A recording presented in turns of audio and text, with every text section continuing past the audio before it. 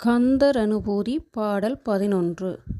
KUKA என எண்கிளை கூடியளப் போகா வகை மெய்ப்பொருள் பேசியவா நாகாசல வேலவ நாலு கவித்தியாக சுரலோக சிகாமணியே. கூகா என எண்கிளை கூடி அழ. கூகா என ஓலமிட்டு என் சுற்றத்தார் ஒன்று கூடி அழும்படியாக போகா வகை இறந்து போகாத வண்ணம் மெய்ப்பொருள் பேசியவா உண்மையான பொருளை அடியேனுக்கு உபதேசித்த அற்புதந்தான் என்னவோ. நாகாசல நாகசல அண்டா திருச்செங்கோட்டு மலை. திருச்செங்கோட்டு மலையில் எழுந்தருளியவரே. வேலவ வேலாயுதக் கடவுளே. நாலு கவித்தியாக 4 வித கவிகளை பாடும் திறமையை தந்தவரே. சுரலோக சிகாமணியே. தேவலோகத்திற்கு சிகாமணியாக விளங்குபவரே.